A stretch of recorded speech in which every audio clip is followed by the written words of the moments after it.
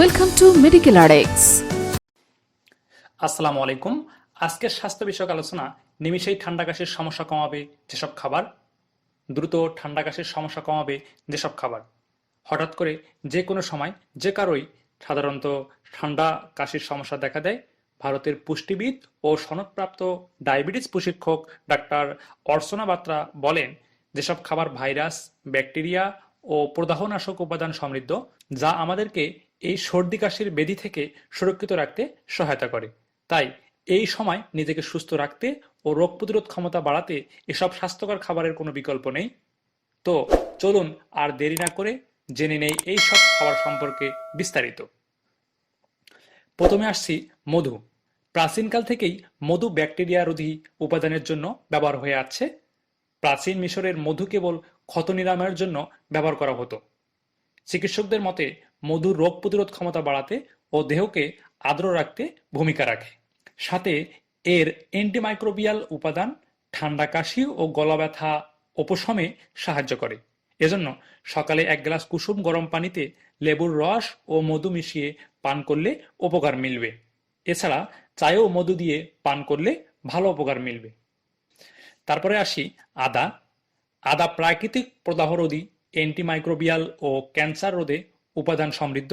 Antioxidant সমৃদ্ধ আদা ঠান্ডা থেকে হওয়া বমি ভাব কমায়। স্যুপ বা চায়ের সঙ্গে কাঁচা আদা খেতে পারেন। ভাইরাস সংক্রমণ এড়াতে অন্যান্য মশলা দিয়ে আদা সিদ্ধ করে ঠান্ডা করে পান করতে পারেন। এরপরে রসুন। রসুনে রয়েছে ভাইরাস, ব্যাকটেরিয়া ও ফাঙ্গাস রোধী উপাদান, আর এটা প্রাচীনকাল থেকেই ভেষজ হিসেবে ব্যবহার হয়ে আসছে। রসুন রোগ প্রতিরোধ ক্ষমতা বাড়াতেও সহায়তা করে। চিকিৎসকদের পরামর্শ হলো নিয়মিত রসুন খাওয়া হলে ঠান্ডা কাশির ঝুঁকি কমে যায়। সম্পূরক হিসেবে রসুন খাওয়া ঠান্ডার প্রখরতা কমায় ও রোগ প্রতিরোধ ক্ষমতা বাড়ায়।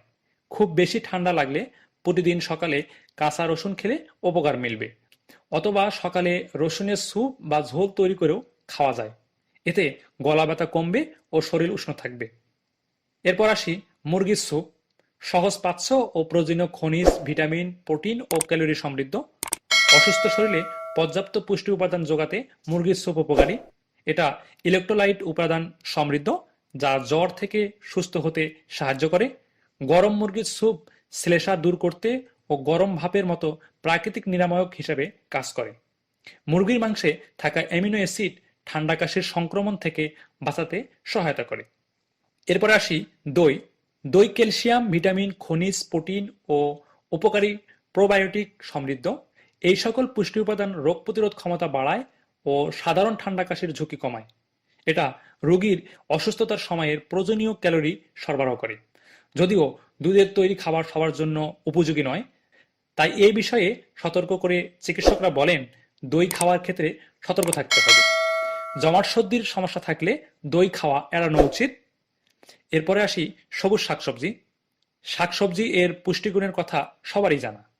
অ্যান্টিঅক্সিডেন্ট সমৃদ্ধ সবজি যেমন পালং শাক, ব্রোকলি, কপি, মরিচ ইত্যাদি খাবারে যোগ করা ভালো। সবুজ শাকসবজি বিপাকে সহায়তা করে ও অপ্রয়োজনীয় ক্যালোরি পোড়াতে সহায়তা করে। ভিটামিন এ, কে, সি, আঁশ ও খনিজ উপাদান সাধারণ সর্দি দ্রুত উপশমে সহায়তা করে।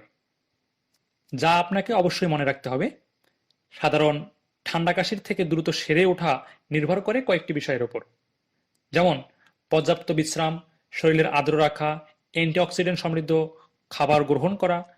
ঋতু পরিবর্তনের সময় অনেকেরই ঠান্ডা লেগে যায়, তাই এই সময় বিশেষ সাবধানতা অবলম্বন করা উচিত। খাদ্যাভ্যাস ঠিক রাখার পাশাপাশি শারীরিক পরিশ্রম যেমন যোগ ব্যায়াম, হাঁটাহাঁটি ইত্যাদি চালিয়ে যাওয়া উচিত। এতে রোগ প্রতিরোধ ক্ষমতা বৃদ্ধি পায়, ফলে শরীর এসব ব্যাধি থেকে দূরে থাকে। তো এই ছিল আমাদের আজকের স্বাস্থ্য বিষয়ক আলোচনা। ভিডিওটি ভালো লাগলে আমাদের চ্যানেলটি সাবস্ক্রাইব করবেন। সবাই ভালো থাকবেন, সুস্থ থাকবেন। ধন্যবাদ।